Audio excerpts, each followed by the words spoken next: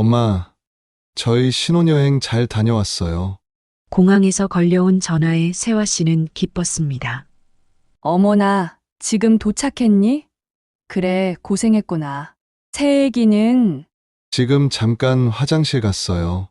다녀와서 연락드릴 거예요. 그래, 얼른 쉬어야지. 고생 많았다. 잠시 후 세화 씨의 휴대폰에서 문자 알림음이 울렸습니다. 며느리가 보낸 문자였어요. 어머님, 잘 도착했어요. 당연히 전화가 올 줄 알았던 세화 씨는 조금 당황했지요. 하지만 내색하지 않았습니다. 그래, 고생 많았구나. 좋은 시간 보냈길 바라고. 피곤할 텐데 가서 쉬어라. 다음에 보자. 문자로 서로 안부를 주고받은 뒤 세화 씨는 조금 아리송했습니다.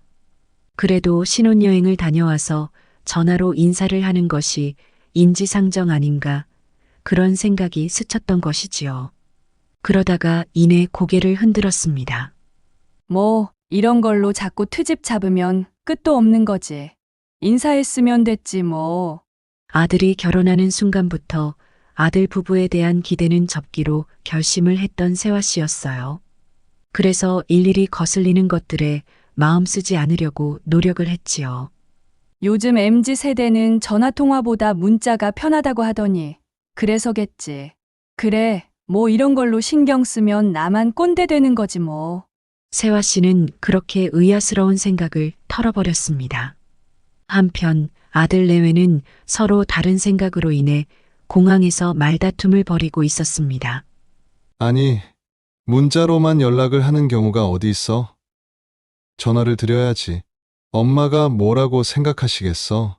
문자가 어때서 그래? 나는 우리 부모님하고도 거의 문자로만 연락해. 각자 바쁘고 한데 전화 통화가 안 될 때도 많고 곤란할 때도 많잖아. 나는 문자가 훨씬 매너 있는 소통 방식이라고 생각하는데 사람들이 다 너처럼 생각하는 게 아니잖아.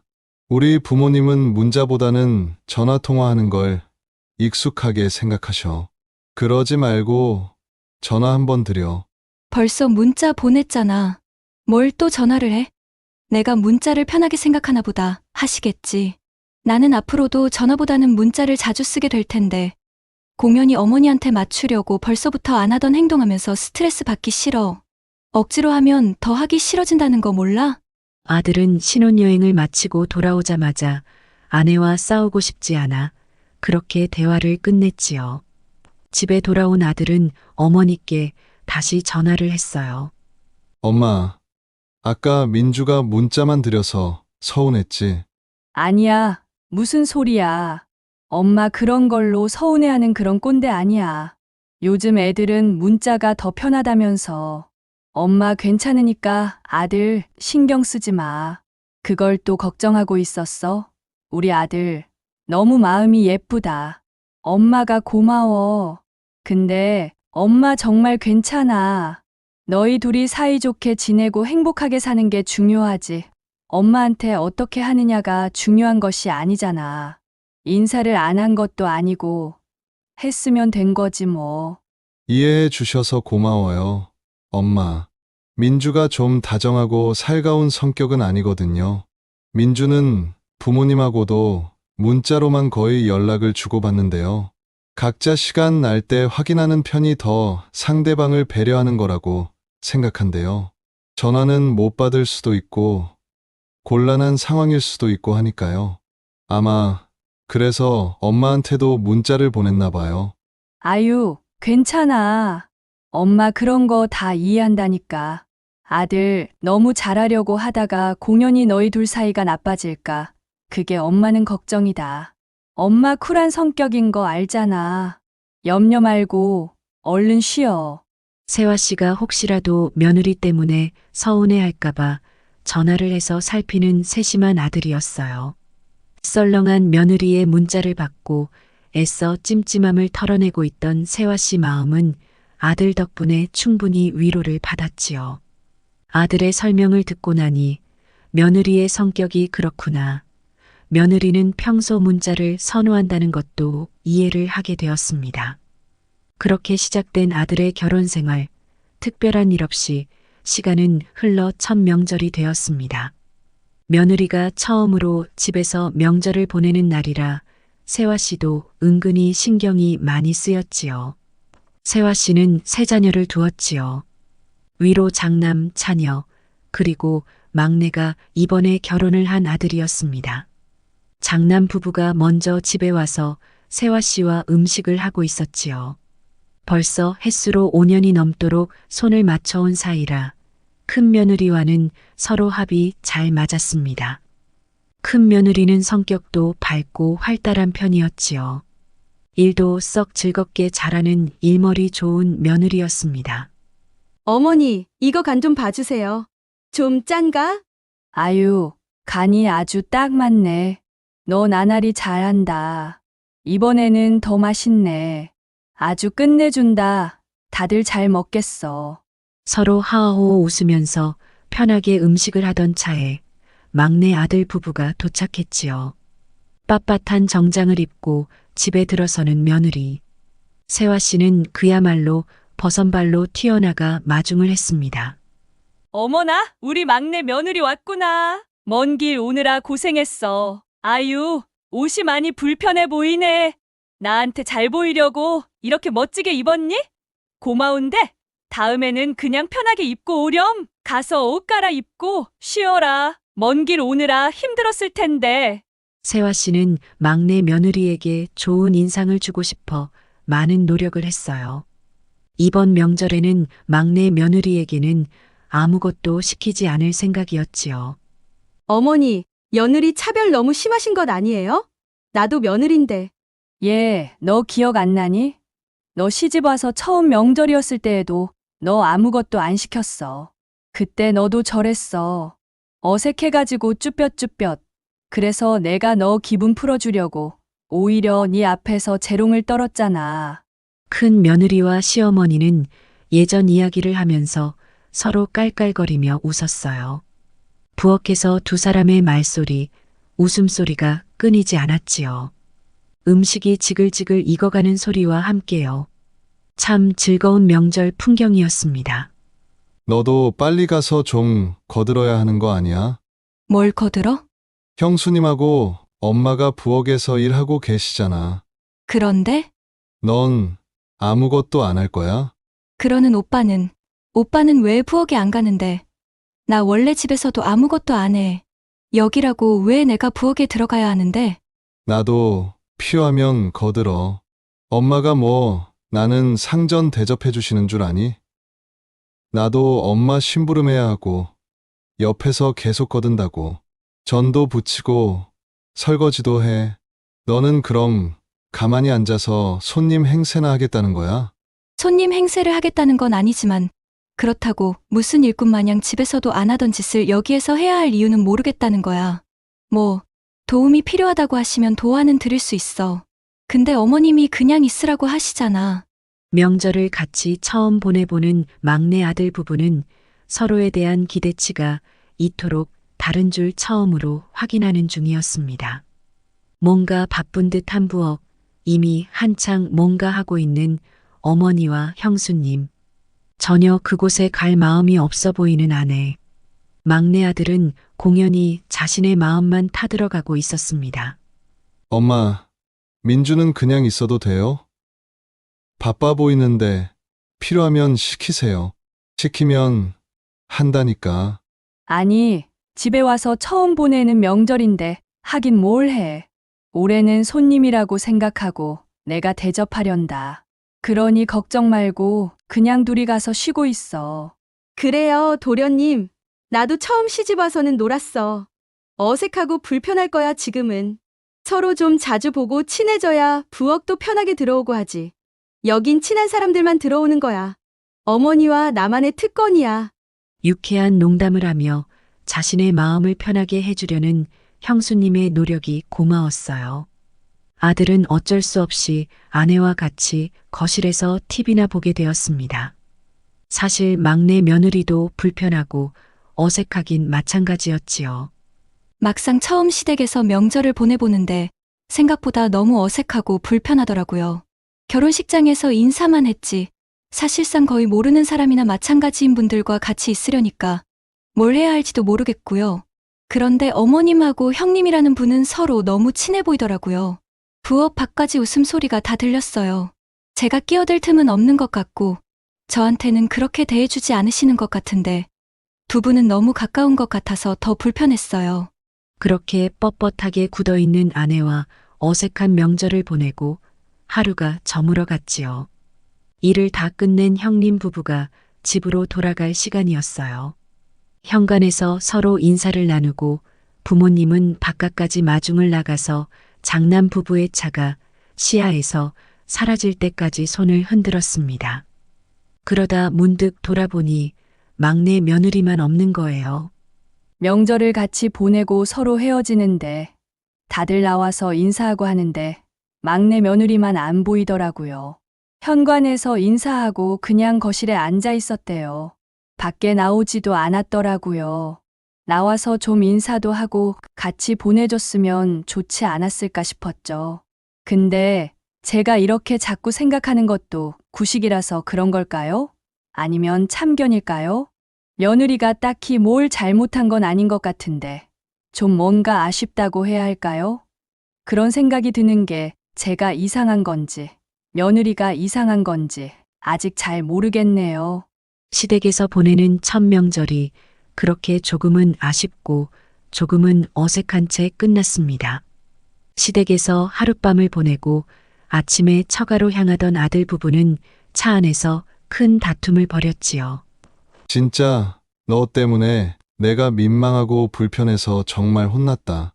명절인데 서로 기분 좀 좋게 대해주면 어디가 덧나? 꼭 그렇게 네 자존심이나 세우고 있어야 했어? 내가 무슨 자존심을 세웠다고 그래? 어색하고 불편해서 그냥 그런 것뿐인데 처음부터 그럼 어떻게 친한 척을 해?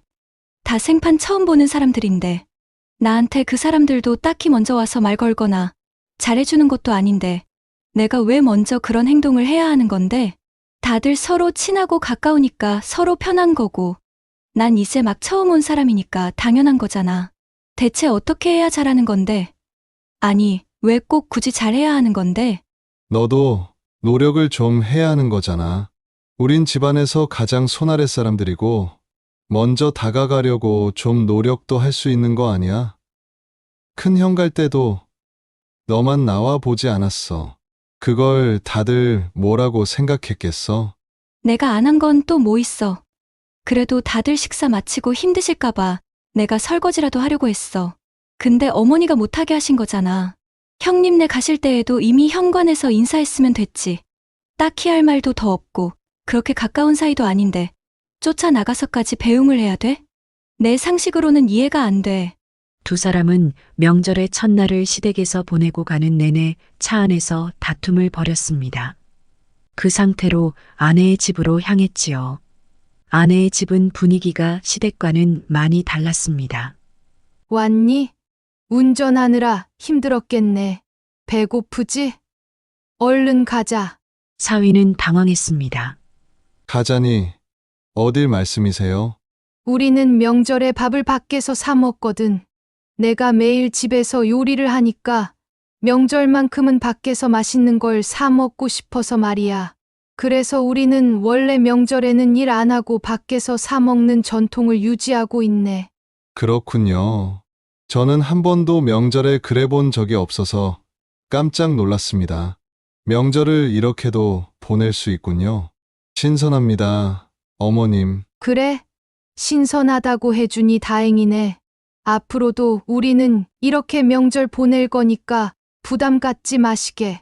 마치 냉탕과 온탕을 오가는 듯 서로 너무 다른 두 집안이었습니다. 어리둥절한 남편과 달리 아내는 평온해 보였어요. 그렇게 외식을 마치고 영화관에서 영화를 보고 차를 한 잔 마셨습니다.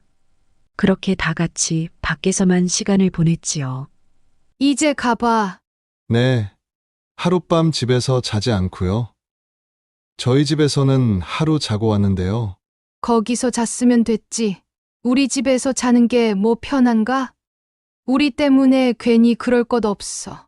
나도 불편하니까 잠은 집에 가서 편히 주무시게. 오늘 하루 같이 재미나게 놀았으면 됐지. 네, 알겠습니다.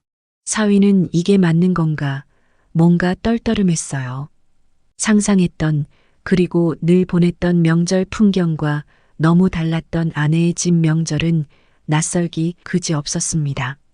정말 신박하네. 명절을 이렇게 보내본 것은 처음이야. 그래? 나는 아주 어렸을 때 조부모님 살아 계셨을 때에나 북적거리는 명절이었지. 늘 이렇게 보내서 명절이 편해.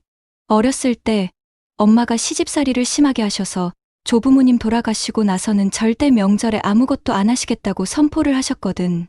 명절이면 엄마가 허리도 못 펴고 일하고 명절이 지나면 끙끙 앓던 모습을 많이 봐서 그런지 명절에 대한 기억이 좋지 않아.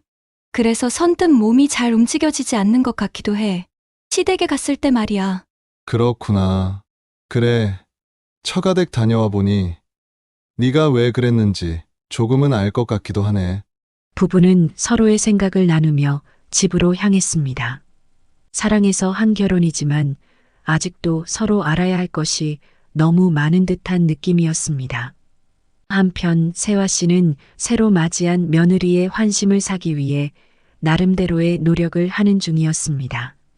아들, 엄마가 반찬을 좀 많이 했는데 갖다 주려고 하거든? 언제가 편하려나? 엄마가 그냥 냉장고에 넣어두고 올 테니 너희들은 신경 쓰지 마. 현관 비밀번호만 알려줘. 미리 연락을 하고 갈게. 엄마가 시도 때도 없이 쳐들어가는 몰상식한 사람 아닌 건 알지? 그런 걱정 말고. 뭘 또 반찬을 하셨어요. 이제 우리가 해먹던지 사먹던지 하면 되는데. 내가 해주는 걸 또 좀 좋아하니? 하는 김에 많이 해서 나눠 먹으면 좋잖아. 부담 갖지 말고. 언제가 좋아? 알았어요. 아내한테 일단 물어봐야 할 것 같아요.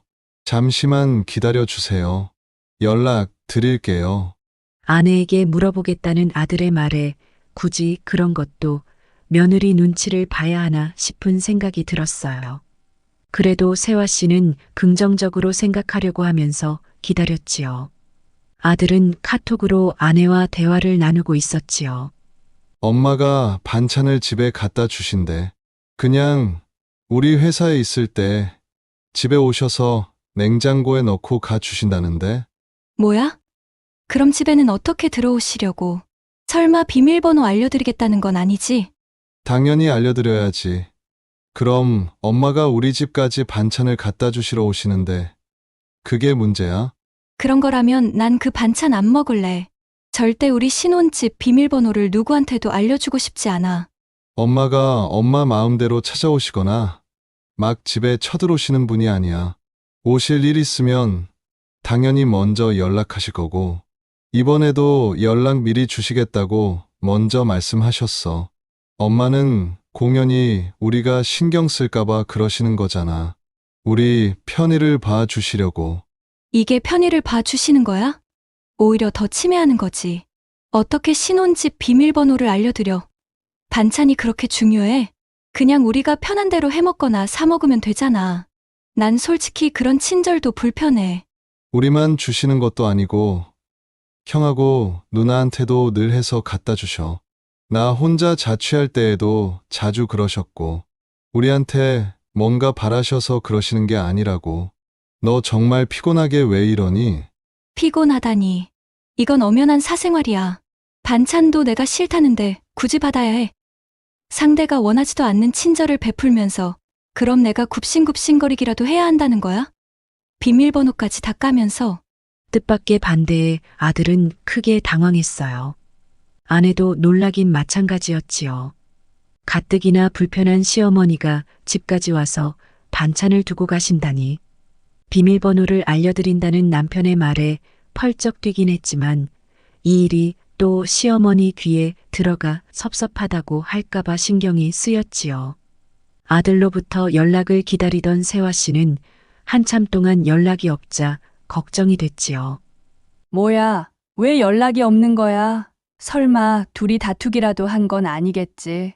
반찬 때문에 혹시 며느리가 싫다고 했나 싶어 마음이 쓰이던 찰나 아들로부터 연락이 왔어요. 엄마, 죄송한데 반찬 그냥 다음에 주시면 안 될까요? 저희 주지 마시고 엄마가 드세요.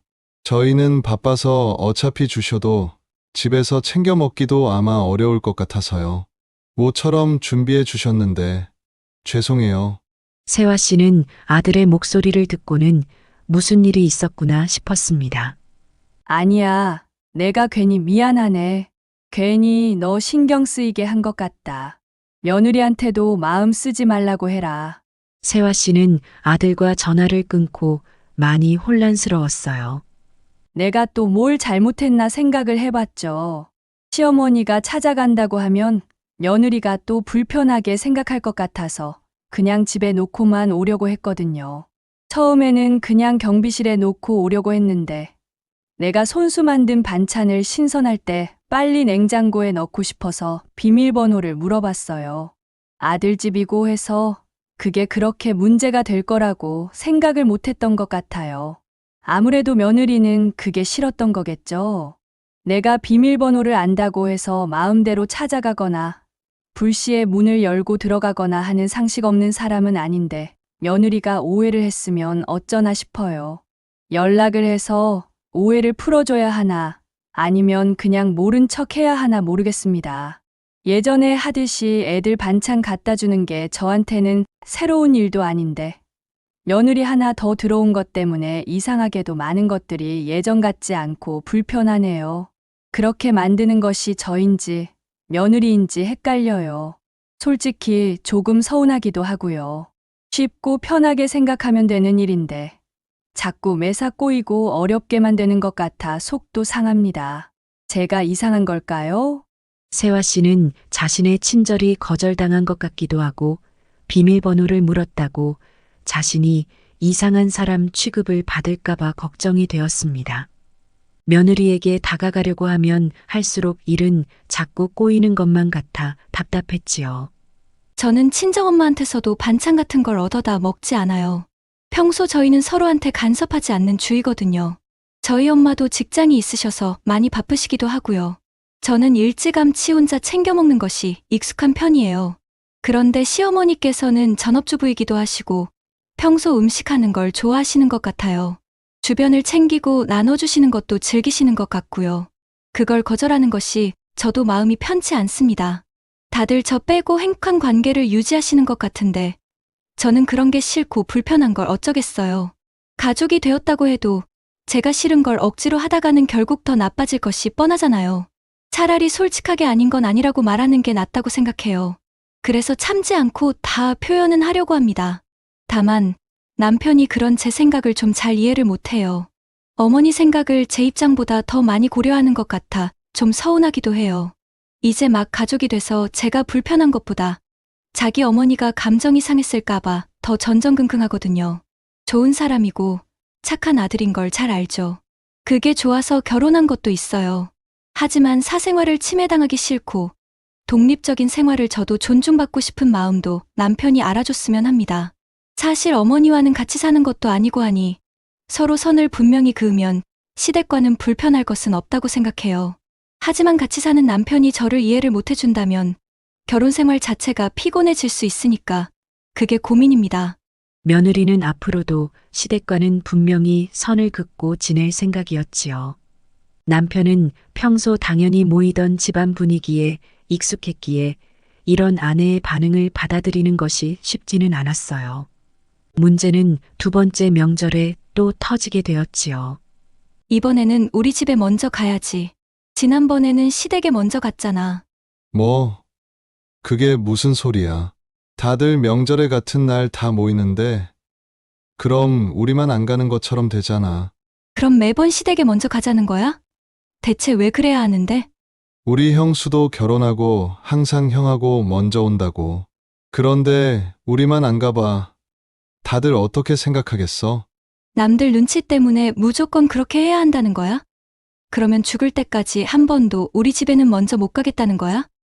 그런 법이 어딨어? 너무 불공평하잖아. 너 정말 왜 이렇게 피곤하게 나오냐? 그냥 좀 맞춰주면 안 돼? 나는 아주 상식적인 이야기를 하는데 뭐가 피곤하다는 거야?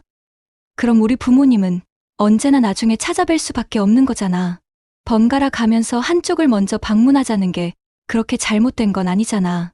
왜 시댁만 항상 먼저 가야 하는지 난 이해가 안 돼. 지금이 조선시대도 아니잖아. 좀 합리적으로 양쪽을 다 존중하는 것이 오히려 더 좋지 않아? 우리 부모님은 여태 명절에 다 같이 모이는 명절만 보내오셨어. 그런데 우리 때문에 다 모이지도 못하면 분위기가 이상해질 것 아니야. 다 우리 때문이라고 생각할 텐데 차라리 그냥 가서 그냥 맞춰드리고 처가댁에서 더 오래 보내는 게 낫지 않아? 우리 집 분위기 알잖아. 부모님이 우리가 오래 머무는 걸 바라지도 않으셔. 두 분이 시간 보내는 걸 더 편하게 생각하시니까. 그러니 번갈아 가면서 먼저 찾아뵙는 편이 더 좋다고 생각하는 거지. 아니, 요새 그렇게 하는 집 많아. 생각보다 오빠 생각이 진짜 올드하다. 대체 왜 그렇게 가족 눈치를 보고 살아? 무슨 큰 죄를 짓는 것도 아니고 그냥 시간차를 두고 찾아뵙겠다는 것뿐이잖아. 어느 쪽에 먼저 가야 하느냐를 두고 두 사람은 논쟁을 벌이게 되었습니다. 그리고 결국 아내의 생각을 꺾지 못한 남편은 이번에는 처가댁에 먼저 가기로 합의를 했지요. 그 사실을 어머니께 전달했어요. 엄마, 죄송한데요. 이번 명절에는 처가댁에 먼저 방문을 하기로 했습니다. 한 번씩 번갈아 가면서 그렇게 하자고 하네요. 우리 집에만 먼저 가면 처가댁에서도 서운해 하실 수 있으니까요. 요새는 그렇게 많이들 한대요. 그러니? 그래라, 그럼. 다 같이 모이면 좋겠지만 어쩔 수 없지 뭐. 그쪽에서 그렇게 생각한다면 그렇게 해드려. 엄마는 괜찮아. 다 가고 나면 적적한데 너희들이 다음날 오면 좋지 뭐. 세화 씨는 아들에게 서운한 내색을 하지 않으려고 노력했지요. 하지만 예상치 못했던 아들의 통보에 놀라고 또 많이 아쉬웠습니다. 깜짝 놀랐죠. 여태까지 명절에 다 같이 모이지 않았던 적은 한 번도 없었거든요. 며느리 말이 틀린 건 하나 없어요. 사돈댁에서도 늘 시댁에만 먼저 가면 서운하시겠죠. 저도 머리로는 이해를 합니다. 그런데 저도 딸이 있지만 친정에 먼저 왜 안 오냐는 말을 저는 해본 적이 없거든요. 큰 며느리도 그런 내색을 한번 한 적이 없고요. 제가 무심했나 싶은 생각이 들면서도 막내 며느리가 이렇게 할 말을 다 하는 것이 좀 얄밉다고 해야 하나, 서운하다고 해야 하나, 좀 그렇습니다. 분명 맞는 말인데 왜 자꾸 기분이 상하는 것 같은지 모르겠네요. 점점 며느리가 편해지기는커녕 불편해지기만 하는 것 같아요. 세화 씨는 아들 부부의 새로운 결정과 여태까지 겪어보지 못한 행동들 때문에 많이 혼란스러웠습니다. 하루에도 몇 번씩 부글부글 했다가 또 내가 이상한가 반성을 했다가의 연속이었습니다.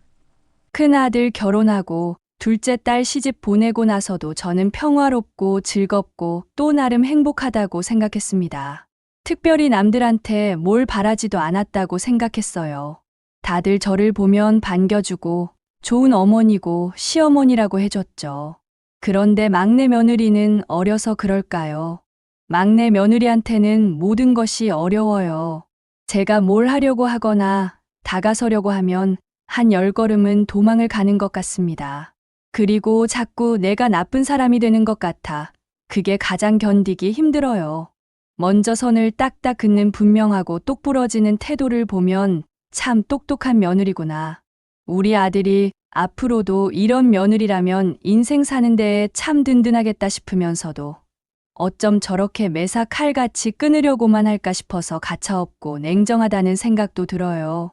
사실 살다 보면 머리로 생각한 대로만 되는 것이 또 인생이 아니잖아요.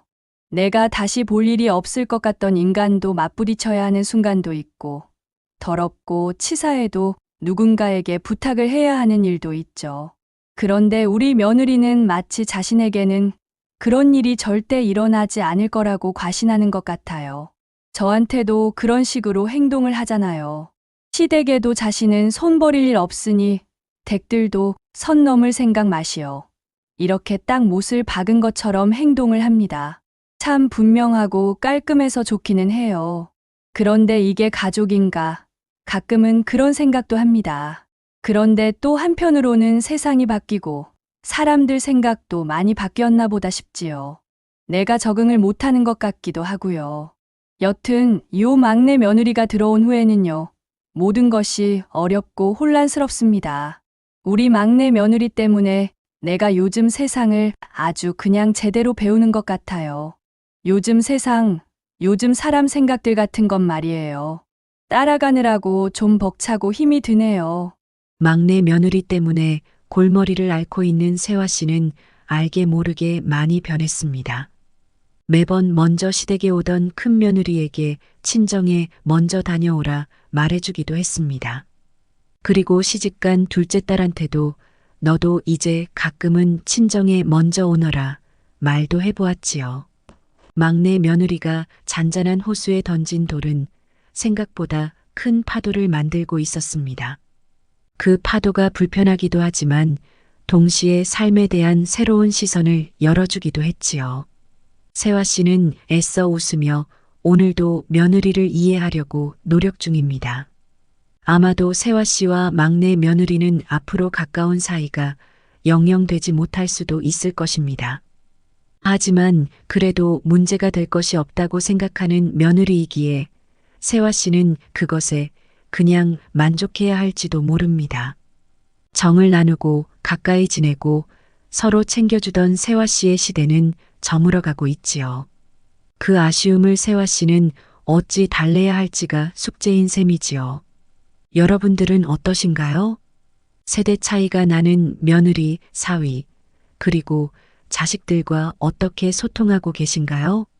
서로 다르기 때문에 싸우고 또 이해하고 그렇게 우리는 같이 살아갈 수밖에 없습니다. 다름을 인정할 수만 있다면 그래도 서로를 따뜻한 눈으로 바라볼 수는 있겠지요. 여러분의 경험을 댓글로 나누어 주세요. 많은 사람의 지혜가 모이면 누군가의 인생을 바꿀 수 있을지도 모르니까요. 오늘 사연은 여기까지입니다. 다음 시간에 또 새로운 사연으로 찾아오도록 하겠습니다.